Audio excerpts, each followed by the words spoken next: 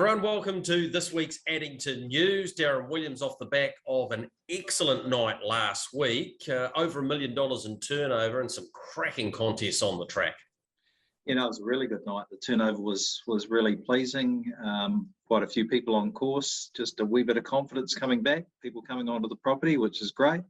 I had the smoker going for the first time outside and people had enjoyed that. A bit of a bar outside as well. So something we'll be working on obviously for the summer months, but using it in and around the rugby as well when we can, when the weather's okay. So that was really good. Yeah, look, I can attest to the smoker. Had the burger, had to have a lie down after it. It was that big. So yeah, make sure you get involved in that. Of course, we had racing on Tuesday night as well, and normally you think, oh yeah, low-key meeting, not too much will happen here. There were milestones galore. Of course, Tom Bamford got his first victory with Lavera Segil. Great to see that at about 20-1. Samantha Rockley got to 600 wins. In fact, it got to 601 by driving a double. And Cherie Tomlinson was the other to get a milestone with a couple of hundred wins now to her credit. Of course, the ultimate being the Dominion for her with Amaretto's son. But yeah, some pretty special moments there. You know, special for all three of them, particularly Tom getting his first winner.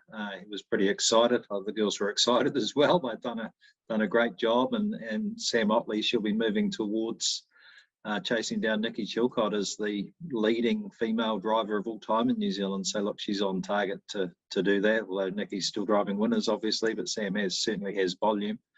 And Steve McNally also got a record at Ashburton the other day. 50 training wins. So look, whilst that wasn't at Addington, congratulations to him as well. Only trains a small team, and Williams G's legacy. Yeah, really impressive. Savaged the line on a wet day, so it was good, a good milestone for him as well. Yeah, came from well back in the field. Hey, we've got a stable awareness course this week, 4:30. Anyone who wants to register, they're up to 16-year-olds, aren't they? Well, yeah, so it's 6 to 14-year-olds. So you've got to be 6 to 14-year-olds. Apologies. Yeah, got to be 15 to go into the stables. We're running that not this Friday night, but the following Friday, the 27th. So you can register with myself, or you can do that online, addington.co.nz. Just go to the racing section. It's for those younger ones that go into the stables. It's around health and safety. Belinda Ritchie takes that for us and takes them through all the necessary stuff that they need. And they get a wee license afterwards, a wee ticket afterwards that gets them into the stables, and we know that they're safe, particularly with the Sunday meetings coming up. The kids are a wee bit more popular in there, and also school holidays coming up. So look, if you're interested in that, follow that information on the addington.co.nz website. Rugby, racing and beer this week at Addington. Yep, so the Fiji game this week, so that's going to be exciting, and the Reds game next week, plus the Christ College game is the curtain raiser, which always gets a crowd. So we're going to have a few people on course with the rugby again. Thank God we're not in the traffic light system, so people will be able to come onto the property, go up to one of the rooms, onto the lawn, around the barbecue, into spectators, and it'll be great because the rugby crowd bring not only a whole lot of people, but a fair bit of atmosphere. They're fairly keen on the rugby, obviously, and they're very keen to watch a couple of races on the way to the rugby, which is great. All right, we're going to witness Sandwave winning last week and the Magnifique when we get to the back end. We'll do the full race preview, but if you wanted to just go with 3 horses, Republican Party will obviously bounce back. Luckless last week when he got a flat tyre.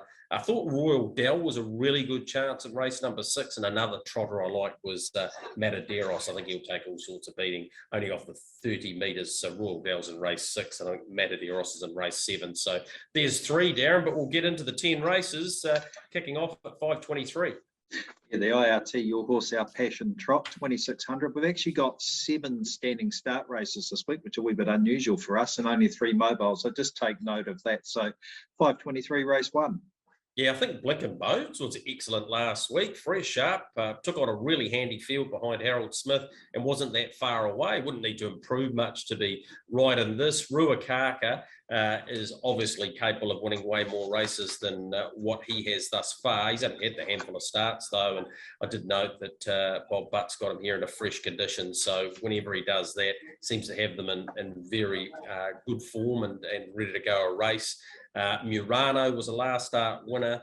Sonny Louis, a horse I've got a bit of time for. Not too sure if Barrier 1 will suit him. He's only had the 6 runs, but his first up run was very good too. And I think he'd be the horse to follow out of the first. But yep, happy to have something on Lincoln Bones each way in race number 1. Race number 2 is the Avon City Ford Mobile, 1980 at 5:53 for first leg of the early quaddie. Yeah, I think it'll be a treble this week, Darren, because this horse will win Republican Party. He's got barrier 9, but he's got panels on this field, and provided he doesn't have anything untoward like last week happened to him, he should win. Franco Norton's won 2 of his last 3, albeit he got the right run last time in front and dominated. Barrier 7 will make it a bit more tricky. Mid-through Louisiana Beau's been racing well. It was a good second last time in that Franco Norton win. And Wine Gum, again from the Bob Butt team, not without a chance in this, but they'll all be chasing Republican Party. Race number 3 is the Colin Steele Memorial Handicap Trot, 2600 at 6:22, and Colin was a big part of the Addington team. Much loved staff member, did a lot of things for the racing industry behind the scenes with the Hall of Fame, with the category trotting owners, and he is missed by the staff. So a memorial race that we have each year in Colin's name. Yeah, exactly. And he dedicated 20 years of his life to this place, came on as a part-timer. And, well, you would have thought he was a full-timer, the amount of time he spent here. He just loved the sport. And, yeah, it is great to have his name with this race. And it's a pretty good field. If you're looking down going, yeah, some anti-trotters here. Harold Smith's one of those. Good win last week. He's still got a few things to learn, this guy, but he really was excellent last week. The Bloss off the front is a top 4 lock, should have run second, just got badly held up late in the piece there. Willangus Lad was an excellent winner of one of the Uncut Gems last on that very big night. So no reason to think it can't be competitive once again. And the other one I thought was a chance was Salvo, who was second behind Harold's son last week. So good race. 9, 4, 3, and 10 for me. Race 4 is the Crossing Handicap Pace, 2600 at 6:50. Yeah, good race again. I'm with Franco Marek. I don't know how far he's going to go in this campaign, but what he showed us thus far is he can go a very long way. So, yeah, I really like Franco Marek. A big winning chance in this. Mikey Maguire's a horse that can bounce back. He's getting right back in grade, isn't he? He's getting pretty close to being in the right grade. And he wasn't so bad last week, so I'll give him a chance. Karada's done nothing wrong in his short career to date off the front, along with Stack, both first 4 players, as is all by myself. But, yep, happy to be on Franco Marek. Race number 5 is the last leg of the early quaddie, the Queenstown Boutique Hotel Pace, a standing start race, 2600 at 7:18. Yeah, Kikarangi Blue is the one for me here. I think it's a massive winning chance. Fresh up, formerly with John Howe, now with Bob Butt. Wouldn't need to lift much off its recent trial when it got home in 57.4. I think it's a big winning hope. West Star Lad, the 5, the 3, Bellissimo Acquisto has done very little wrong in its career thus far, and he's a Jackalack, is to be driven by Blair Orange, and I think that's a big tick, did trial up quite nicely recently. So, yep, that's race number 5, 1, 5, 3, and 9. 6 is the Hydroflow 2600 metre standing start at 7:46. Yeah, really like Royal Dell each way here. Much better performance last time. If it gets its act together, it can nearly win this at a nice each way price. Eurocash is a decent chance.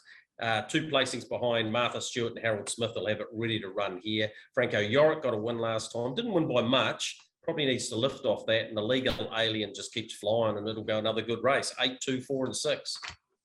Race 7 is the first leg of the late quaddie, the Mitre 10 Mega Handicap Trot, standing start 2600 at 8:14. Yeah, Mataderos for me, the one to beat, even off the 30 metres. Small field will aid, getting better with the racing this time and looks a cracking chance. Smokin' Bandar was excellent behind Majestic Lavros in the Uncut Gem. Wouldn't need to lift much off that performance to go very close to winning this. Heavyweight Heroes better than his form indicates, and so's the Dominator. But I think Mataderos' race 7. Race 8's the Paint Lab Hornby Handicap Pace, standing start 2600 at 8:42. Trickiest race of the night, Darren. Really hard race to work out who's going to win. Idealism, Chell Patch, got you covered. Jimmy Armour. Any one of them could win it. We haven't got to the handicap horses yet. Warlock, Johnny Mack, and Henry Hugh. But I think one off the front can win it, though. I think Chell Patch is not far off getting another win after it stormed home last week behind Folklore. I think a big winning hope. So I'll go 2, 1, 3, and 4. Not necessarily in that order, but that's the numbers we'll go with anyway.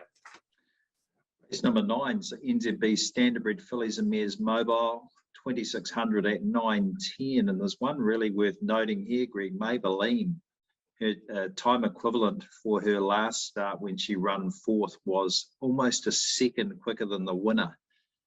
She didn't have much luck. Of course, she's drawn 9, so she's going to have to cover some ground again, but she certainly smashed the clock last time.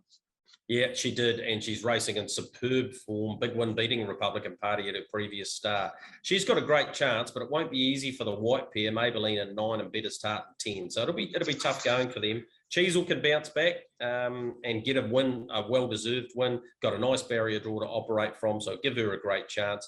Braveview Kelly, Sounds of Cash, both chances too.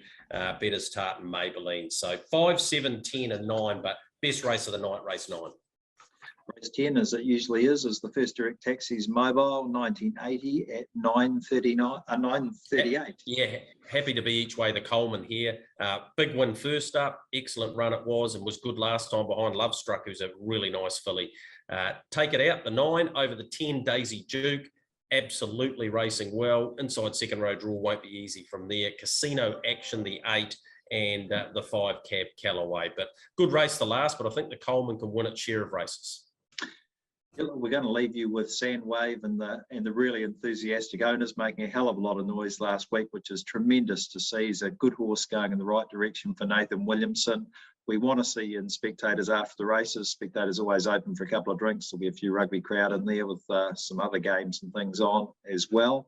And we'll leave you with Sandwave. See you on Friday night. 8 the back straight quarters, Sandwave for home. Can't find a better man the inside from O'Need and Mickey. Cyrus wider out, Sandwave shaken up. Can't find a better man's coming quickly. Cyrus a length away, wider out. Sandwave leads by a half on Can't Find a Better Man and Cyrus. Sandwave holding on. Cyrus ran to second. It's Sandwave though. Sandwave beats Cyrus and Can't Find a Better Man. Invitation Only ran 4th. And the last one across is O'Need and Mickey.